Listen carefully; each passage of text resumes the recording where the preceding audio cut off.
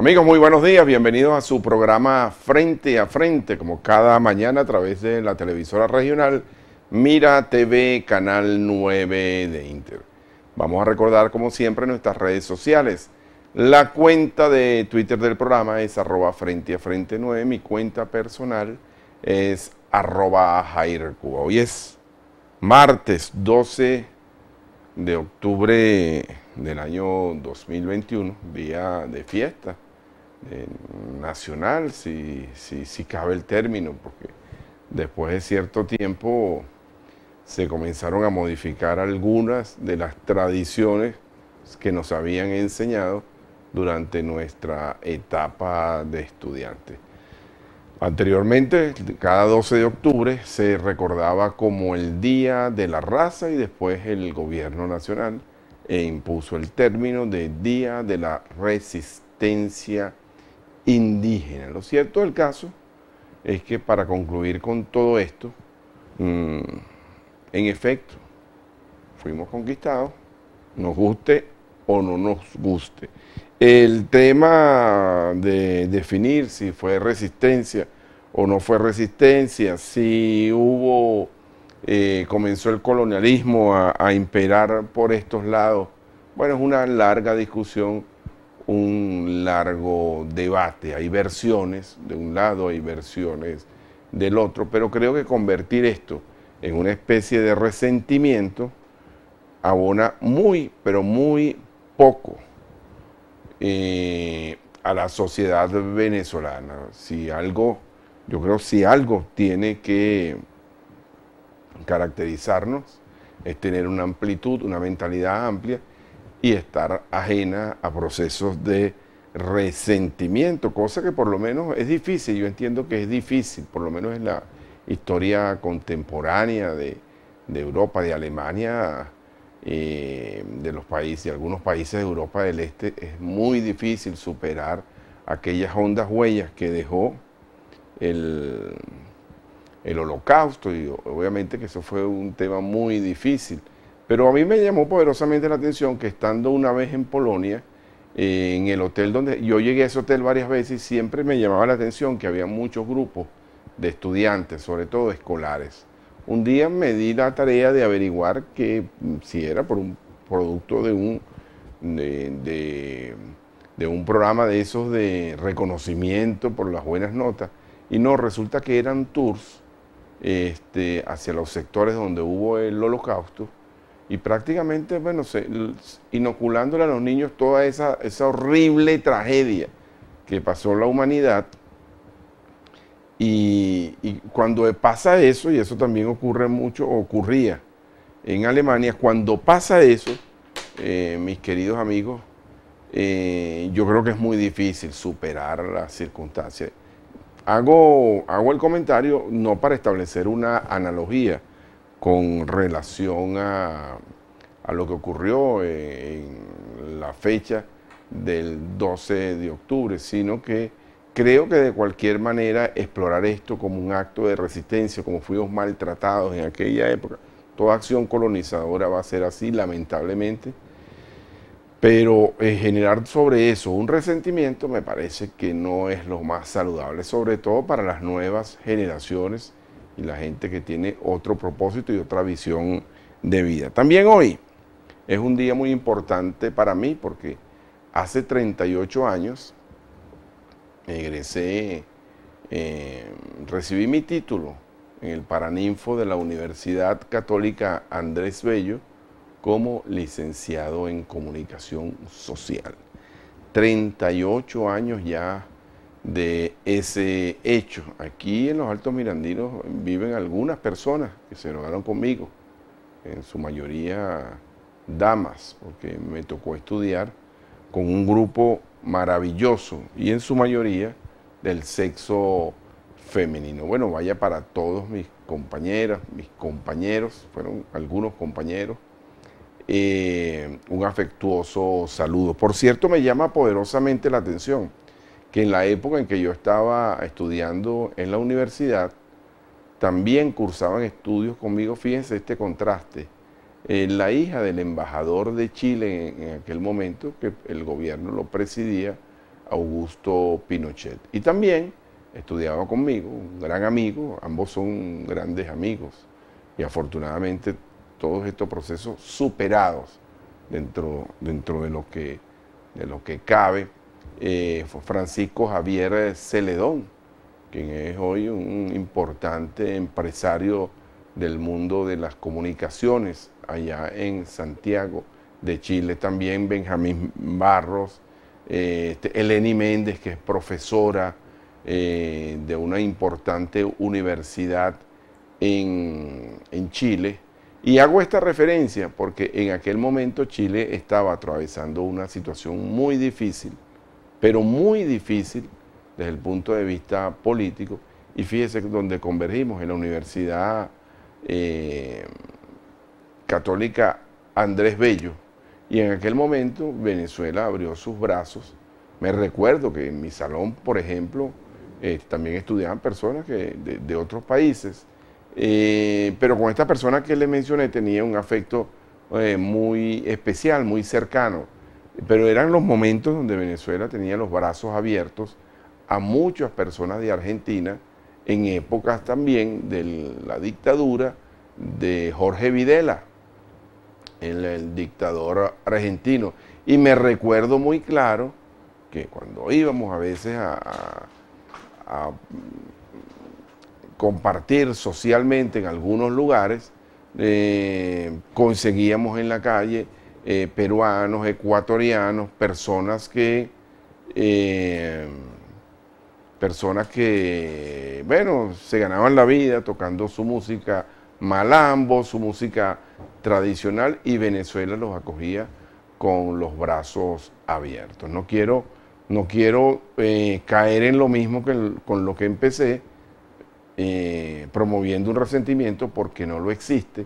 Quizás tendríamos muchos motivos para ser resentidos antes y ahora, pero yo de verdad no recomiendo esa práctica, porque esa práctica es un atraso y esa práctica le impide a usted el crecimiento personal. Pero cuando uno ve entonces actuaciones arbitrarias e irregulares y que atentan contra los derechos humanos, sobre todo a esta Venezuela que le ha tocado emigrar, bueno, uno se le viene a la memoria este tema. No es el ejemplo de mis compañeros, porque no, todo lo contrario, mis compañeros, bueno, cuando yo voy a Chile, de verdad, me atienden de una manera maravillosa, y en líneas generales es así. En líneas generales es así. Toma. En líneas generales, aquí estamos en vivo, señores. En líneas generales es así. Y bueno, aprovecho para enviar un saludo a todas las personas que en ese momento egresaron de la Universidad Católica Andrés Bello, y concretamente en la promoción nuestra. Por cierto que nuestro padrino de promoción fue una persona que apreciamos mucho, como José Enrique Ortiz, pero yo tuve la ocasión de tener maravillosos profesores como Aureo Yepes Castillo, Carmen Cecilia Maíz, Julio César Pineda, Naudi Suárez, el padre Ancísar, el padre Rey, Marcos Reyes Andrade, Javier Vidal, Osvaldo Yepes. De verdad que para quienes estudiamos en aquel momento fue Levi Benchimol, José Visconti. De verdad que fue un verdadero privilegio contar con ese apoyo importante en momentos de nuestra formación. Amigos, hoy vamos a conversar con Pedro Canino. Pedro Canino es dirigente político, analista, fue embajador de Venezuela en la República de Haití. Con él vamos a conversar diversos temas, incluso quisiera abordar con él el tema, conocer su visión con relación a los últimos acontecimientos, el magnicidio ocurrido en esa nación, y también que nos dé su perspectiva desde el ángulo de vista diplomático con relación a cómo cree él que se están desenvolviendo este diálogo que debe concluir en una negociación entre el gobierno venezolano y un sector de la oposición. También les recordamos nuestro teléfono de la mensajería, que ya está activo, el 0424-234-4084, y también esta noche en reposición estará este programa con Pedro Canino y mañana disponible en nuestro canal YouTube. Aprovecho también para extenderles una cordial invitación. Mis amigos, es el momento de nuestra primera pausa y al regreso la entrevista con Pedro Canino. Ya venimos en su programa Frente a Frente, la referencia informativa de cada mañana en los Altos Mirandinos.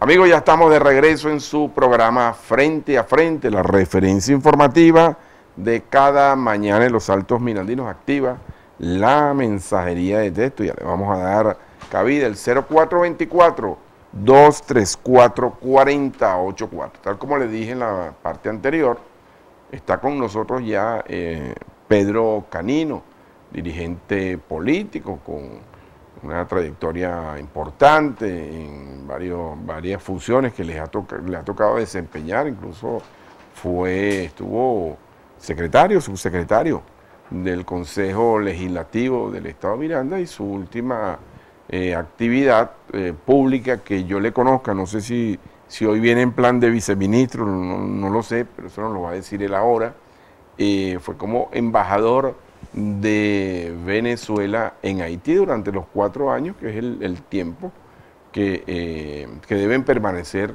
los representantes en las misiones diplomáticas. Te doy la bienvenida, Pedro. Muy buenos días, ¿cómo estás? Buenos días, con tu permiso voy a quitarme...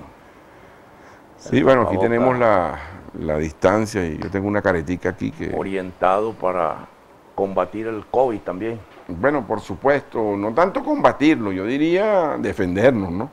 Bueno. Porque de verdad que la situación ha estado pero muy compleja, y esto también, Pedro, lo asumimos porque la gente se va cansando, la gente también se va cansando de esta nueva realidad, es una nueva realidad. En el mundo. En el mundo, y entonces la gente se va cansando, llega un momento que se te hace muy difícil, sobre todo la gente joven.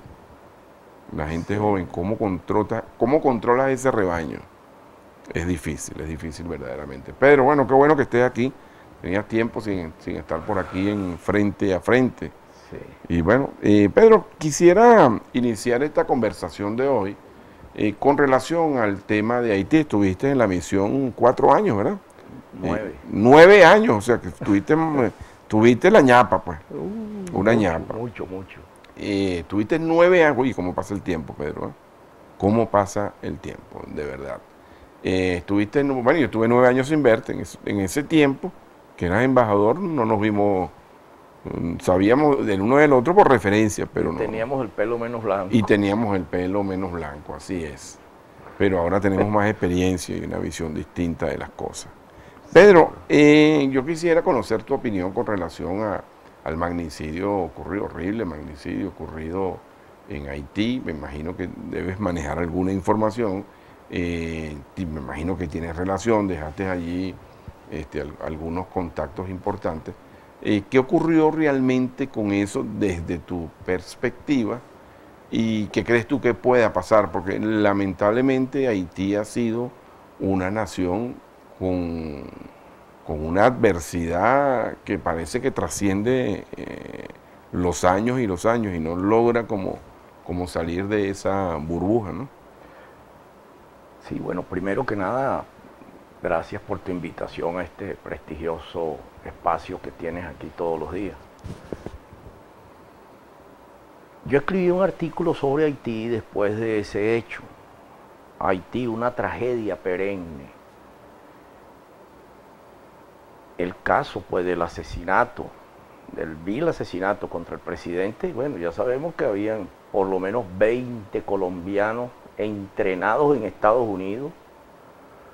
20 sicarios. Sí, entrenados en Estados Unidos, incluso toda esa información salió al aire, es decir, que no es ninguna especulación mía, sino que me lo dijeron por ahí escondido y entonces yo lo digo, no es ninguna primicia. Y cometieron ese hecho. ¿Qué razones impulsó a esos criminales a hacer eso? Eso todavía nadie lo sabe. Pero yo creo que forma parte de esa tragedia tan grande que ha perseguido al pueblo haitiano desde su propia independencia. La división del país en dos pedazos, una en el norte y una en el sur, hasta nuestros días, pues. Los organismos de seguridad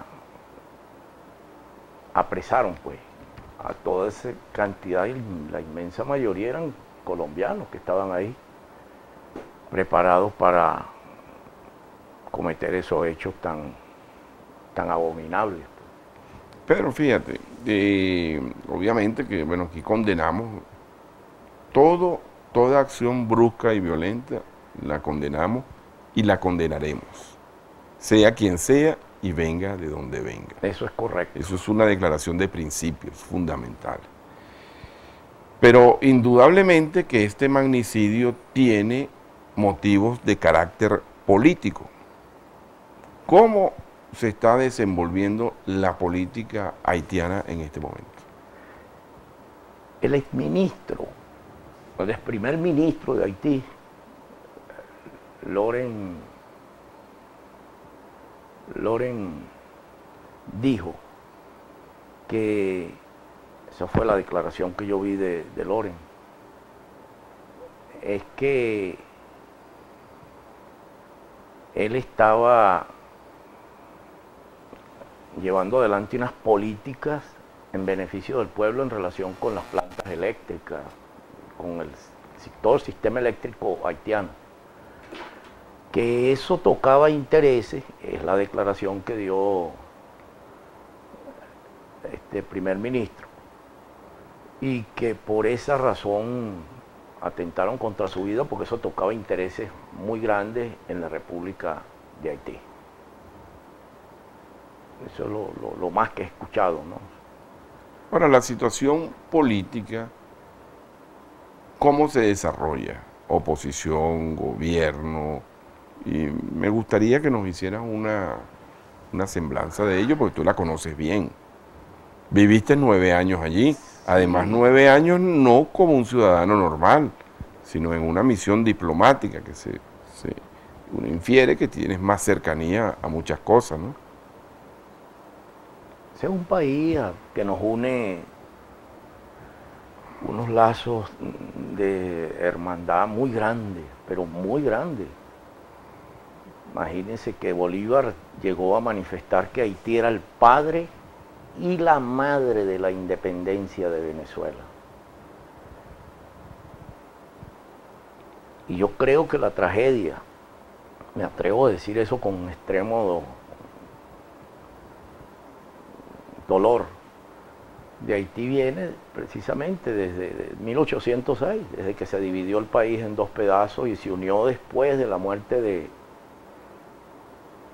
de Henry Christophe y Alexander Pétion, que se unió en 1822, se unió la nación nuevamente, y después vino aquel conflicto con la parte dominicana, que no era república todavía, era un territorio ocupado por los españoles todavía. Todavía estaba en proceso de colonización. Que los haitianos liberaron a esa parte del territorio dominicano. No es como se dice que invadieron la República Dominicana, no existía la República Dominicana cuando los haitianos, el gobierno haitiano tiró esa jugada política. Y eso se ha expandido y se ha expresado en el tiempo. Cada campaña electoral hay por lo menos 40 aspirantes a la presidencia de la República. Incluso no hay unidad como hay en otros países, y esto lo digo con todo respeto. En Venezuela, bueno, Hay elecciones presidenciales y siempre hay por lo menos 5. Antes también aquí habían hasta 40 candidatos, tú recuerdas que el 73, claro, Borregales, 78, 40, eso ha venido bajando porque parece que se ha logrado un poco de unidad entre los que aspiran por parte del gobierno y los que aspiran por parte de la oposición, y que se ha mantenido y se ha profundizado hasta estos propios días. Porque la unidad no le hace daño a nadie, pues. Bolívar decía, unámonos y seremos invencibles. Yo creo que eso lo tiene muy presente tanto la oposición como el gobierno. Aunque hoy día la división de la oposición es innegable, el gobierno está unido y la oposición está, bueno, dividida. Oye, pareciera, hablando de eso, ya vamos a entrar en el tema político, que eso le preocupa muchísimo a algunos dirigentes del gobierno. No a todos, ¿no? Por supuesto, habrá quienes les alegre, pero a otros no, pero después entramos en ese tema. Después entramos, porque ya estoy preparando los cayones, ¿no? Pedro, ideológicamente, políticamente, ¿cómo está? ¿El presidente Jovenel pertenecía a qué tendencia? Eso es difícil ubicarlo, porque él nunca dijo que era de derecha o que era de izquierda. Estaba más cercano al presidente Michel Joseph Martelly, que fue el que lo llevó por su partido, un partido vinculado a un pensamiento agrario, y así se llama ese partido allá, ¿no?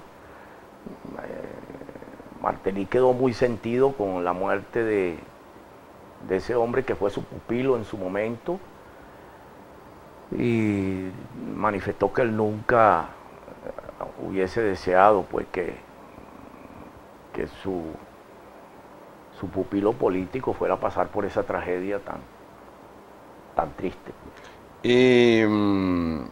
¿Hay vacío de poder en este momento en Haití? Están convocando una elección. Tú sabes que los vacíos no existen, siempre se llenan desde el punto de vista jurídico. Pero a veces desde el punto de vista político no. Jurídico es una cosa, político es la otra. Desde el punto de vista político, lo que se comenta es que están preparando una elección, una nueva elección presidencial. Y esa elección presidencial, ese proceso electoral, bueno, depende, y ha sido así por muchos años, de la cooperación de la comunidad internacional. Haití basa su presupuesto en la cooperación internacional. Por supuesto que una elección no escapa de eso. Van para un proceso electoral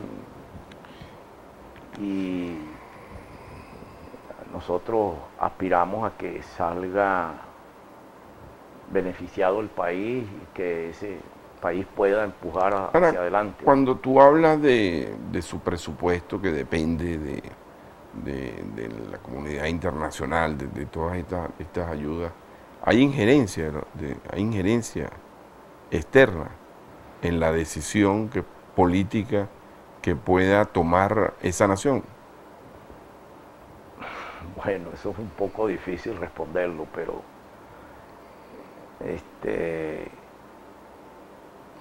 en una reunión que me invitaron pues, con unos elementos de la política haitiana, yo manifesté en un momento que en Haití habían dos comunidades internacionales y me dijeron que cómo era posible. Claro, la que venía a hacerle daño y la que venía a cooperar con ese país con todo respeto, respetando su soberanía, su autodeterminación, su propio proceso como país, pues. Y incluso fuera de procesos electorales hay quienes opinan muy mal de la República Haitiana. La política venezolana, que es por la que yo no estoy en capacidad de decir este es el punto de vista, pero sí puedo decir que siempre ha sido de respeto, de consideración y de no injerencia en los asuntos internos de la República Haitiana, la República de Haití. ¿Qué relación comercial, rápidamente que tengo que hacer un corte, y bilateral en todo caso, tiene Venezuela con la República de Haití? Cuando yo me vine, que fue en el 2006, enero 2006, habían más de 350 proyectos de cooperación entre la República de Haití y la República de Venezuela en vialidad, en educación, en deporte, en agricultura, en las cuestiones ambientales, que es un país que sufre mucho de eso. Haití está en Petrocaribe, está en Petrocaribe. Sí, cómo no, Ok. sí está. Bien, pero tengo que hacer un corte.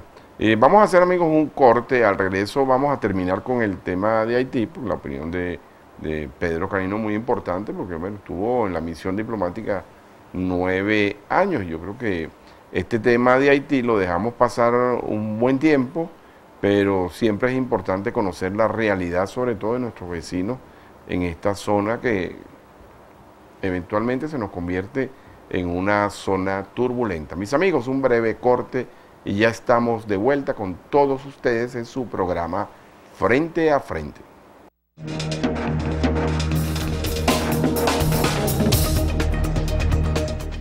Ya de regreso, mis queridos amigos, en su programa Frente a Frente, la referencia informativa de cada mañana en los Altos Mirandinos. Vamos a darle paso a la mensajería de texto, parte de la mensajería de texto. Ayer se nos quedó también pendiente mucha mensajería. Voy con la mensajería, con tu permiso, Pedro.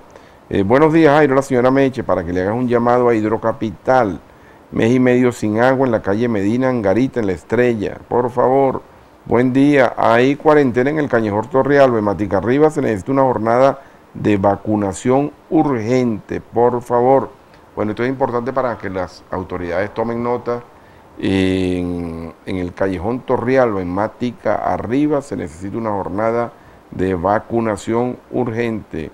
Amigo Cuba, quería saber si la pelea de Franklin Manzanilla la van a transmitir, no, la van a transmitir para Colombia, pero no para Venezuela. Buenos días, por favor, ayúdenos a la carretera que une Ocumare del Tuy con Cuba, Estado Miranda. Es un desastre, necesitamos urgentemente su reparación. Saludos, feliz día. Esto indica que nos están viendo en esa región de los valles del Tuy y aprovechamos para enviarles un fraterno saludo a todos nuestros amigos en los valles del Tuy. Buen día, felicitaciones por el programa.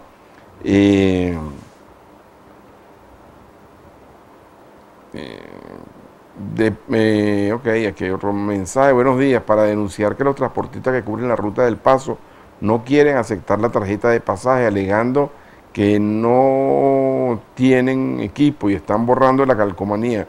Es un abuso, y de paso los transportes alegan lo mismo, los transportes del gobierno. Me imagino que se refiere a Transmiranda. Buenos días, Jairo. El gobierno nacional tiene que poner 90 días de cuarentena. No hay un diciembre, no solo es en diciembre. Esto lo dice Adrúbal Machado. Bueno, la situación con el COVID, señores, es delicada. Es delicada, lo volvemos a decir. Igualito que la situación de la cola de la carreterita de El Limón. Ahora es peor todavía. Ahora es peor, igualito. Dejar hacer y dejar pasar. Oye, tú no podrás ayudarnos con un ministro para que, por lo menos para entregarles un video de lo que ocurre ahí. Pues no es posible que una zona, que es una carretera muy pequeña, se ocupe un canal para la cola de la gasolina. Entonces no hay acceso ni para un lado ni para el otro. Ocurre una emergencia o alguien tiene que salir en una ambulancia, no puede, sencillamente. Además que ha comenzado a imperar allí la intransigencia. A ver si nos puedes ayudar con eso, Pedro Canino. Buenos días, Jairo. Como se ve, el PSUV continúa violando. El pasado domingo utilizaron los puntos rojos y el escaneo del carnet de la patria. Esto lo denuncia Miguel Rojas. Bien, vamos a continuar. Vamos a cerrar el tema de Haití. ¿Qué crees tú que va a pasar en Haití? Pedro, en estos casos, lo que te voy a decir es temerario, es incluso hasta riesgoso. Mucha gente se cuida y tiene pruritos. Yo tengo que decir las cosas como las siento. En estos casos no es mejor que un país como Haití tenga un protectorado internacional, si solo no puede. Te lo advertí, ¿no? Como tú hablas con mucha franqueza, yo también. Yo creo que eso sería un irrespeto muy grande a una nación. Yo los primeros meses, por no decirte el primer año, en Haití, yo vi con estos ojos con qué desprecio veía el pueblo haitiano a esa misión de Naciones Unidas, los cascos azules, que le echaron plomo, pero plomo del bueno, en una población llamada City Soleil, que aparecen las paredes llenas de plomo por todos lados y mataron mucha gente, con el desprecio que ve un pueblo, una ocupación militar, porque eso es una ocupación militar, eso tú lo ves en toda la nación completa. ¿Protectorado se puede llamar eso? Bueno, yo no creo, porque ahí no protegen a nadie, pues ahí lo que hacen es quitarle la vida a los seres humanos. Y un pueblo así vive traumatizado totalmente. Yo creo que lo que hay que hacer por Haití, mientras podamos preservar la vida en el planeta, es tratar de que eso sea una nación libre, soberana, independiente, que se le respete. Claro, pues. Pedro, pero fíjate, habría que fortalecer la educación fundamentalmente, la inversión privada, y porque te digo, cuando te hablo te lo pongo porque es un tema de debate difícil, incómodo para manejarlo, te digo, pero solo no puede, y hasta cuándo ese pueblo puede soportar. Y pongamos el caso, por ejemplo, de Puerto Rico. Yo soy de los que creo, yo de verdad rechazo categóricamente esa definición de Estado libre asociado, porque lamentablemente es feo también lo que voy a decir, ese es prácticamente el patio trasero de los Estados Unidos, ¿no? Exactamente. Indudablemente que es así, pero también uno en la situación de Puerto Rico, siendo un Estado libre asociado, es precaria desde el punto de vista de su economía. Creo que Puerto Rico va en cualquier momento a hacer un referéndum y creo que hay un ambiente favorable a su autonomía plena, pero volvemos y está en capacidad Puerto Rico de sostenerse, o sea, creó las bases necesarias para manejar su economía de manera autónoma y autosustentable. Es allí el dilema, ¿no? Eso es lo que, no sé si me explico con lo que quiero decir. Y lo mismo Haití, pues, es decir, yo rechazo de plano intervenciones, totalmente. Cuando te hablo de un protectorado, digo, bueno, ayúdame como esos camiones de propulsión, ¿no? Como esos aviones que tú, bueno, ayúdame a yo volar y después, chao, déjame tranquilo, pues. A eso me refiero yo. Sí, tú rechazas eso porque tú eres tan antiimperialista como yo, pues. Claro, totalmente. Anti-intervencionista, digamos. Y antiimperialista, pues, que es lo mismo. En fin de cuentas, es lo mismo.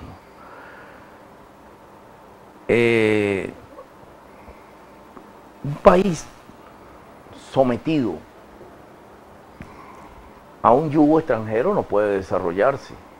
Y lo primero que debería garantizarse en cualquier país, en cualquier nación del mundo, es su independencia, su autodeterminación. Y eso es un viejo sueño, pues, de la patria grande, como la soñó nuestro libertador Simón Bolívar. Por cierto, hoy debe haber salido un artículo sobre Colombia que habla sobre eso, sobre la patria grande, que estoy sacando todos los lunes, no salió ayer, pero va a salir hoy, en el diario Avance.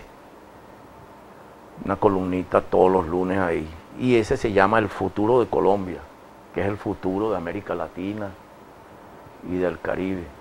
Ahí tenemos una gran amenaza, que son las 9 bases militares que están ahí. Pero en relación con Haití es eso, pues. Vengámonos para Venezuela un poquito, entonces. Okay. Estamos cerquita, lleguemos a Venezuela, lleguemos a Maiquetía y aterricemos por aquí. Hoy se celebra el 12 de octubre. Yo antes, en el comentario inicial, yo decía, bueno, que uno creció conmemorando esto como el Día de la Raza, y me recuerdo clarito que en el colegio, en la escuela, hacíamos actos de teatros, y la educación tenía mucho, involucraba mucho a los niños en eso, con relación al Día de la Raza. Crecimos conmemorando el 12 de octubre como el Día de la Raza y llegamos y se convierte en el Día de la Resistencia Indígena. Es un debate también interesante, de verdad.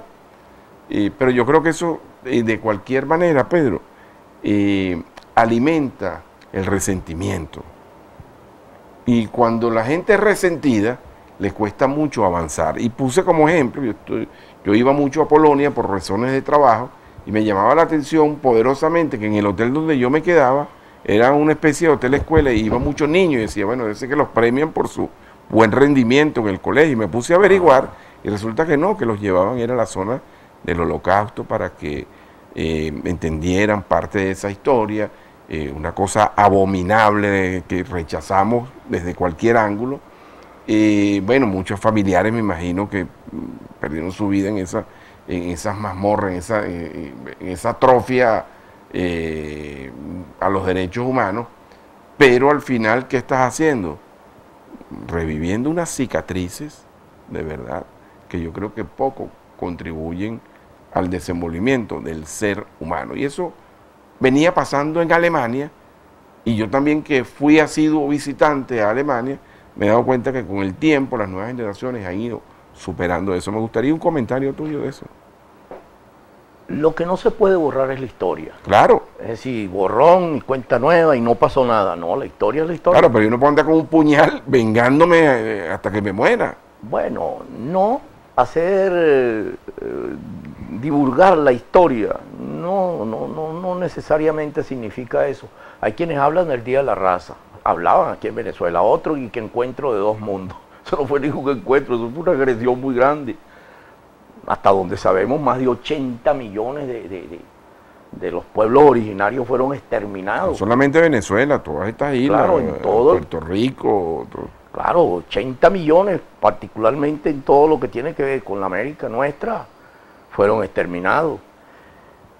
Y ese nombre que se le dio finalmente y que figura pues en nuestra propia Constitución, que es el Día de la Resistencia Indígena, no es cuento tampoco, pues. Aquí hasta no hace mucho los que esclavizaban a nuestros pueblos originarios le metían, pues, ¡chac! Los marcaban como animales, pues. Y eso se acabó, se les reconocieron sus lenguas como idioma. Y hay un respeto que antes no existía en relación con los pueblos indígenas. Participan de la política, participan en la construcción de un nuevo Estado. Está listo. Pues. ¿Y quiénes nos colonizaron, Pedro? Bueno, los españoles, ¿verdad? Los españoles. Ok, y frente a esa premisa, entonces, yo tengo que tener un resentimiento con los españoles. Bueno, yo no sé si resentimiento, porque los resentimientos no son malos. Ahora, no se puede tomar como resentimiento que cada vez que se presente esta fecha hagamos un recuento histórico. No, de eso no estamos hablando. Bueno. De eso no estamos hablando. Te digo, es de alimentar el resentimiento, porque creo que nos ayuda poco. No, y a veces el resentimiento lo alimenta, es precisamente las posiciones Bueno, pero en este país, Pedro... del expresidente de España, ¿cómo en este país el resentimiento de algunos funcionarios le ha hecho daño a la sociedad venezolana? No quiero mencionar nombres, ni ponerte a ti en un aprieto tampoco. No, pero no sé, pues. Cada quien, digo yo, asume este hecho histórico desde su propia perspectiva, desde su punto de vista. Claro, yo coincido contigo en que no podemos conformarnos, ni podemos borrar, ¿verdad?, todo el oprobio que eso significó. Ni tampoco podemos hacer borrón y cuenta nueva, porque a quienes nos gusta leer y documentarnos, tenemos que, y cuando vemos una situación de esa, Pedro, nos enervamos, ¿verdad? Así como que yo te voy a poner otro ejemplo, así yo he visto películas del pasado reciente que no las he terminado de ver, hermano, porque me producen un estupor terrible. Y no tampoco quiero mencionar nombres porque podría afectar tu condición política, pero también, es decir, uno tiene motivos para estar resentido. Pero yo creo que ese no es el ejemplo que le tenemos que dar a las nuevas generaciones. No nos olvidemos de lo que nos hicieron. Que eso no ocurra más, preparémonos para que eso no ocurra más, pero no vamos a cargar un puñal permanentemente vengándonos de los demás, porque, bueno, si yo cometí un error contigo, Pedro, no puede ser que dentro de 40 años nuestros nietos se consigan y salden esas cuentas. Pero eso ha pasado, tú sabes que eso ha pasado. Claro, el pequeño error de ellos fue que terminaron 80 millones de pueblos llenos, ese es uno. Y lo otro es que quien atiza ese resentimiento, si es que aflora, imagínate a Aznar burlándose del presidente Andrés Manuel López Obrador. No, y unas declaraciones muy infelices de Biden también. Ellos tenían que pedir perdón, y bueno, ¿y por qué no? Pues uno se equivoca y uno pide perdón, pide disculpas, ¿cuál es el problema? Claro. Es decir, entonces, ¿de dónde viene eso? Ellos pendientes de lo que pasa en Venezuela y queriendo dar línea de lo que debe hacerse aquí, ¿qué es eso? Es como la declaración de Borrell, pues. Es una declaración. Bueno, yo iba a empezar el programa de hoy. Yo iba a empezar el programa de hoy. Ellos son los que van a determinar si la elección fue buena o fue mala. Ya que tú entraste en el tema, yo iba a empezar el programa de hoy. Márquez, que es de oposición y que está en el CNE, no está de acuerdo con eso, lo venía escuchando. No, ni yo ni nadie, perdóname. Y si van a venir en esa tónica, ¿tú crees que es necesario que alguien venga a venir a decir aquí en Venezuela ahora, cómo deben ser las elecciones y cómo deben terminar y quién debe ganar y quién debe perder? ¿Tú sabes con qué iba a empezar eso yo hoy? Yo iba a empezar el programa diciendo, me da la impresión de que Joseph Borrell se inscribió en el PSUV. No, él dijo que venía a defender la oposición. No, pero te lo digo. Y lo mismo hizo Obama aquella vez que declaró a Venezuela peligro terrorista. Y bueno, debe ser que Obama se inscribió porque le estás dando un argumento poderosísimo al gobierno, ¿verdad? En aras de estas elecciones. Y esa sonrisa tuya, porque tú eres político. Claro, ¿no? Pero es una interpretación tuya. Pues, no, es que, eso es una interpretación. Bueno, ¿Y Borrell es de derecha o es de izquierda? No, si dijo que venía aquí a apoyar la oposición venezolana. ¿Pero Borrell es de derecha o es de izquierda? Bueno, por supuesto, de izquierda no puede ser. Bueno, vamos a revisar. No es. Vamos a ver, entonces, si es que dijo que venía ¿será que se inscribió desde el PSUV? Dijo que venía a defender la oposición. Bueno, pero fíjate, le está dando un argumento. No, le está dando un argumento, precisamente lo que necesitaba el gobierno. No vengan porque usted se pasó de la raya, señor. Eso es fabuloso, eso es buenísimo. No, pero decir que viene a apoyar al gobierno es como traerlo por... Bueno, pero le cayó a palo a todo el mundo, le cayó Rodríguez, le cayó... Vamos a hacer un corte. Amigos, vamos a hacer un brevísimo. Se puso buena la cosa aquí en el estudio. Ya venimos en su programa Frente a Frente, la referencia informativa de cada mañana en los Altos Mirandinos.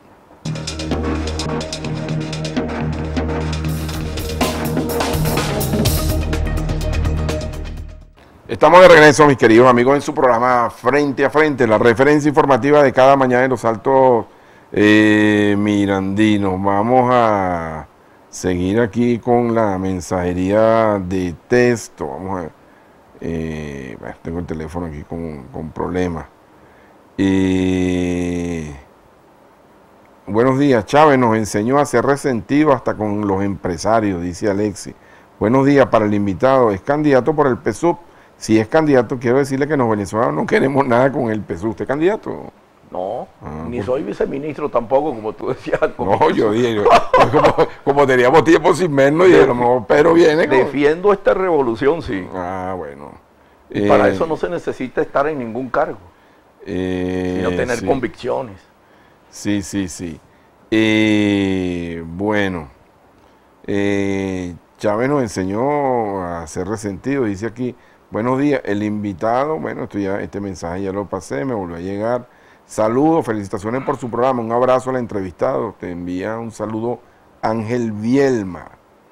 Buenos días, es para denunciar el abuso y el cobro de la vacuna por un familiar del coronel encargado de la bomba elucidadora, llamado bueno, a mí no me gusta mencionar nombres, por un carro pequeño, son $10 y son 20, ¿quién podrá orden? Este señor manda más que la autoridad. Bueno, mire, estas son denuncias que se hacen permanentemente, pero si una persona es víctima de esta extorsión y la paga, también es cómplice. Entonces yo lo que le recomiendo es que pague su gasolina a precio internacional y se evita ese problema. No es la mejor solución, obviamente, pero si usted paga esa vacuna, bueno, sencillamente está siendo cómplice y contribuiremos más a la indefensión de los venezolanos. ¿Se inscribió entonces Borrell en el PSUV? O en el PPT, por cierto, tú vienes del PPT, ¿no? Bueno, yo no sé, tú estás empeñado en decir eso, pero es que él dijo que venía a defender la oposición. Ajá, ok. ¿Y cuál es la consecuencia? Dime, ¿qué harías tú como presidente del CNE frente a esa declaración? Oye, el presidente del CNE dijo que estaba en desacuerdo con eso porque no es... ¿Lo invitas o no lo invitas? Es que la Unión Europea está invitada, no Borrell, sino la Unión Europea. Ok, ¿y la Unión Europea entonces la invitas o no la invitas? Bueno, ya le dijo el presidente de la Asamblea Nacional y el presidente del CNE que le deberían jalar la oreja. Porque todavía está en pie entonces. Porque eso no es un acto de buena fe. Okay. Parece que se está remendando ahí un poco. Se está remendando el capote. Sí, el capote de bien, las Pedro, palabras infelices que pronunció Borrell. ¿Y tú fuiste diplomático, serán a nivel personal o eso lo consultó con esa organización a la que él representa? Ya eso entra en el terreno de las especulaciones, no sabemos. No, pero por Dios, Pedro, no, perdóname, tú no podías dar una declaración como embajador que se te ocurriera si no se te autoriza, ¿no? Como embajador, te pregunto. ¿O tú tenías dibujo libre? No, hay declaraciones que se pueden dar que están contempladas. Pero declaraciones comprometedoras. Ah, bueno, eso solo lo sabe Borrell y la Unión Europea. Si le llaman la atención, no está autorizado. Ahora, si le llaman la atención, seguramente no lo van a hacer. ¿Y le llamaron la atención públicamente? No lo van a hacer, no te lo van a hacer saber al mundo, pues. Y a los venezolanos particularmente, que fue donde vino a meter sus narices. Bien. Tristemente, pues. Bueno, yo insisto que se me inscribió en el PSUV. Bueno, yo insisto que se inscribió en el PSUV porque de otra manera, bueno, puso en juego la presencia de la Unión Europea en las elecciones. Bueno, yo insisto de que él manifestó por su propia boca, sus propias palabras, que él venía a defender la oposición venezolana, entonces no puede estar en el PSUV. ¿Cómo decir que Leopoldo López pertenece al PSUV? No, él pertenece a un partido de ultraderecha, terrorista, y está huyendo de la nación, pues, sino bien, de la justicia venezolana. Bien, Pedro, ¿cómo ves la situación? Pero Borrell está en la oposición, no en el PSUV. No, ok, está bien, bueno, está bien. Bueno, eso es lo bueno de este programa. Claro. Frente a frente. Frente a frente. Yo creo que se inscribió en el PSUV, como en su momento Obama, ¿no? que bueno, a partir de ese momento el gobierno agarró todos los argumentos, no tenía argumentos y agarró todos los argumentos, y bueno, eso le da aire, hermano, tú sabes. Pero es que hay personas que los errores de la oposición y del imperio yanqui, todo se lo achacan al gobierno venezolano. Es decir, son gente, claro, las irresponsabilidades de ellos. Pero si algo sabe el gobierno, Pedro, si algo sabe este gobierno es comunicar. Tenemos deficiencia en eso. Y imagínate. Y eso autocríticamente lo asumía el comandante Chávez y lo asume el presidente Maduro. Tenemos problemas con la comunicación. O es que el otro polo no sabe comunicar nada. Ok, bueno, Pedro, vamos a entrar en el tema electoral. ¿Cómo ves las cosas? Tú haces vida política en el estado Miranda. Me llama la atención que no fuiste candidato, no te tomaron en cuenta, no te contaste, o tú estás en la reserva, o en qué posición estás en este momento. Yo sé que estás con el proceso, obviamente, lo dijiste aquí la otra vez y sé, pero... Bueno, no soy candidato, entre otras cosas, porque yo no me postulé a ningún cargo en las primarias del partido y por supuesto no podía aparecer de candidato porque... No tenías interés. No tengo interés, ni me solicitaron nada de eso, pues. Pero esa no es sola, eso no es la única trinchera de combate, de lucha que hay. Tú estás dedicado a tu río metafísico. Yo no creo en la metafísica. Pero no estás en los cuarteles de invierno. No estoy en la metafísica, pero yo soy materialista dialéctico. Bien. De pensamiento marxista. Entonces, la metafísica riñe con eso. Y el idealismo nada tiene que ver con eso. Y cuando te declaras marxista idealista, eso no tiene una línea de inflexión, Pedro, de una tesis que en un momento pudo tener vigencia y que en este momento es distinto. No, porque esa es una tesis filosófica marxista. Chávez terminó manifestándose marxista, pues. Ahí lo pone todas las semanas en la hojilla, ¿no? Mario Silva, ¿no? Esa declaración del comandante Chávez. Ahora, no por eso nosotros no dejamos de ser bolivarianos, nacionalistas, latinoamericanistas. Ese es un método, pues, científico de análisis. Pedro, ¿cómo ves el tema electoral en el estado Miranda? ¿Cómo has recorrido el estado? ¿Te has incorporado a la campaña? ¿Has acompañado? He ido a 2 eventos acompañando al camarada Farid Fraija, que por su gestión hecha en Carrizal, tiene todas las de ganar la alcaldía de Guaycaipuro. Estuve en el colegio Guarena, ahí en el Rincón, y el sábado pasado estuve ahí frente a la alcaldía, la juramentación de los comandos y los comanditos. Creo que esta elección del 21 de noviembre y la campaña que se está desarrollando desde la oposición no violenta, porque la otra no sabemos por fin si se va a meter o no se va a meter, o ya se metió. ¿Cuál es la otra? El ala violenta. ¿Cuál? ¿Quién es el líder de esa ala?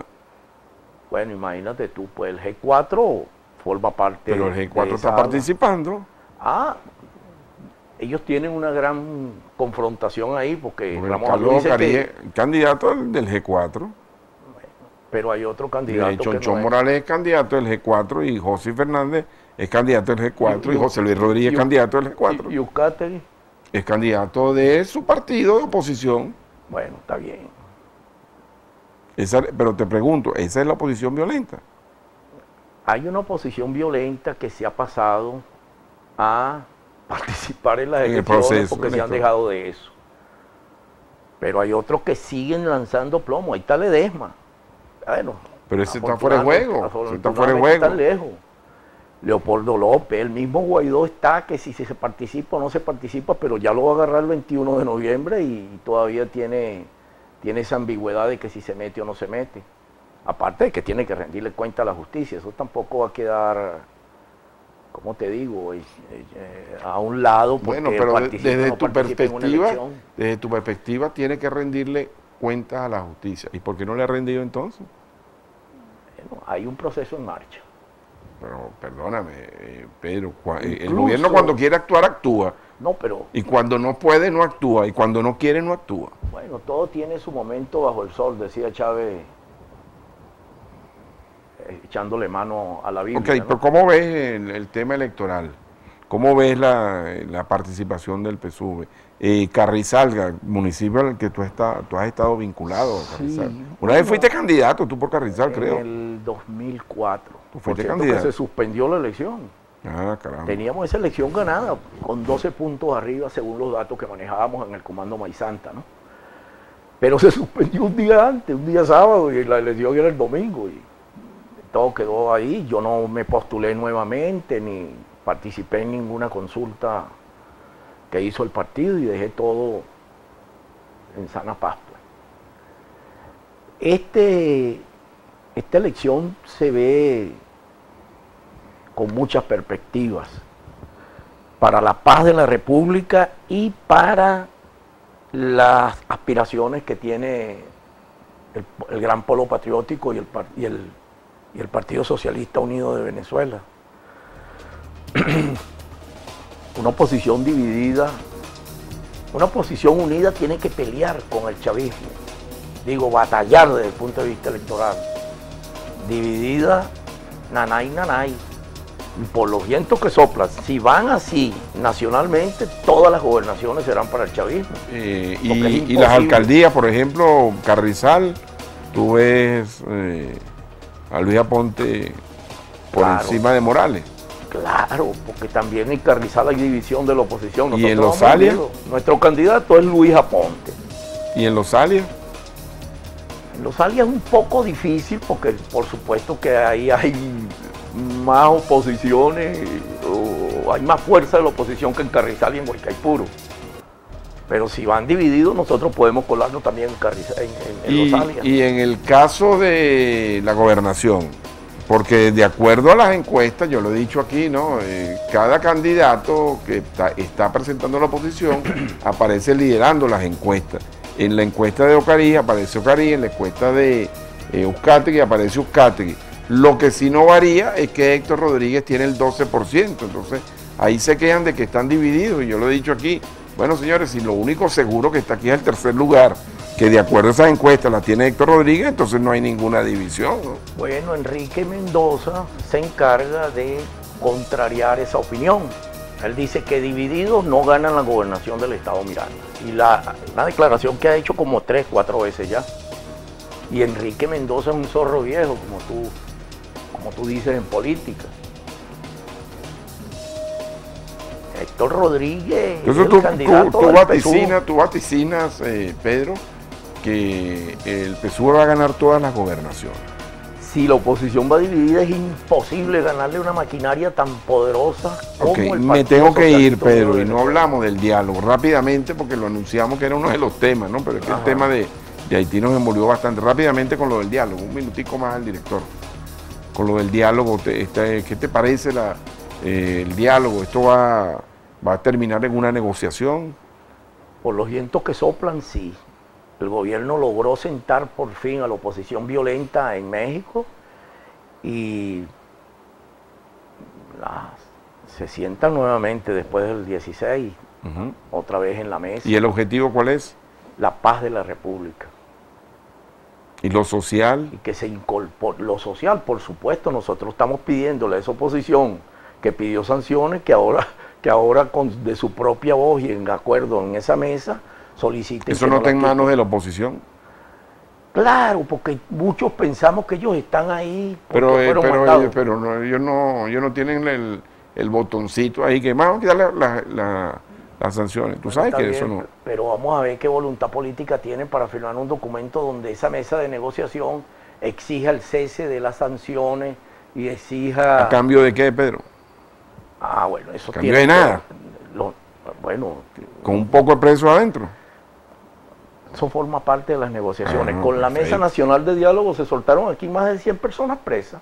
Se supone que eso lo deben estar discutiendo y eso solo lo saben ellos, porque eso no lo sabemos nosotros. Bien. ¿Qué es lo que ahí se está tratando y negociando en bien de la República, del país y de la participación de todos, pues? Bueno, Pedro, te agradezco muchísimo, de verdad, el tiempo. Vamos a tener otra oportunidad antes de las elecciones, me gustaría tener otra posibilidad. Aquí en Las Dalias, vía Lagunetica, tenemos mes y medio sin agua y la Junta Comunal brilla por su ausencia. Buenos días, éxitos, saludos al invitado Pedro. Un llamado al SUNDE, a la alcaldía, que se acerquen al mercadito de la Rosalía los fines de semana. Con la reconversión subieron los precios, esto lo dice Marcelo Romero. Y ellos lo han venido denunciando. No es posible que en el mercado del Paso, que es un mercado municipal y otros mercados de cielo abierto, se consigan las cosas más caras que en los automercados. ¿Qué te parece, Cholito? ¿Cómo es que decía que esa guaracha que usted bailaba? Amigo, tenemos que despedir su programa Frente a Frente. Muchas gracias, Pedro, de verdad, gracias por estar aquí. Recuerden que mañana ustedes y nosotros tenemos un nuevo Frente a Frente, la referencia informativa de cada mañana en los Altos Mirandinos.